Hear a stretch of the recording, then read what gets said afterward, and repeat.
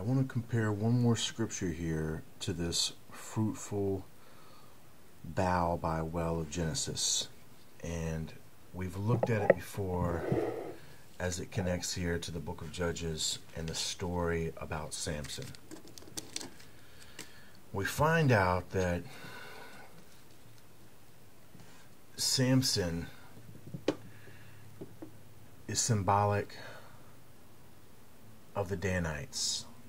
There's also a connection symbolically to a Sumerian figure known as Gilgamesh, when in reality Samson really was not a real person of the nation of Israel like it's been written for us to believe. Now, you shouldn't find that hard to believe, considering what we read about him rendering this lion and this bee, and then this honey comes out. We know that's all symbolism for the Golden Age. It's all tied up into Freemasonry, and then we're going to find out that it relates back to the story in the epic of Gilgamesh himself, which is one of these demigods, in other words, a son of God of Genesis 6. And that's exactly what Samson is being symbolized as. Samson is a Danite. So we see here that Samson is being strengthened by this well, and we see it being depicted of him being sore athirst. But God clave a hollow place that was in the jaw, Lehi, and there came water there out. And when he had drunk, his spirit came again, and he revived, where he called the name thereof In Hakor, which is in Lehi unto this day. Now, we've already talked a whole lot about this, and we've got a whole lot of logged video hours concerning this information, which gives all of the various breakdowns upon it. And it's probably in a lot of my recent uploads.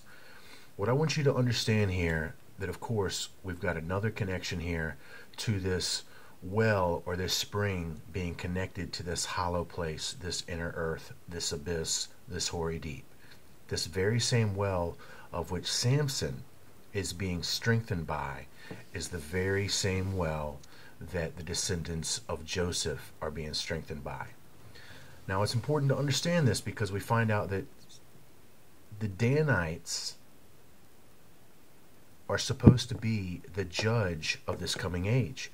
And we're going to see that declared in Moses' dying blessing also, which we saw declared in Jacob's dying blessing. I didn't show you that connected to Moses yet, but we will.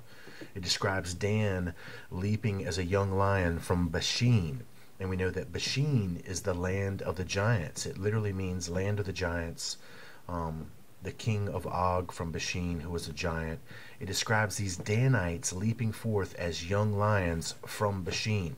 In this instance, they're leaping forth as predators from the land of the giants, which, if you know anything about the immigrant song from Led Zeppelin, which describes them coming from the land of the ice and snow, well, all of this stuff is about these coming supposed enlightened ones, and everything is interconnected and fractal related. Nonetheless, I don't want to get off the track there, but those connections are there. So we see Samson, a Danite, is being strengthened by this very same well. And then we went on and talked about this well being the very same place as the abyss. Now, watch what Hosea goes on to say about what they're drinking. Their drink is sour. They have committed whoredom continually. Her rulers with shame do love, give ye.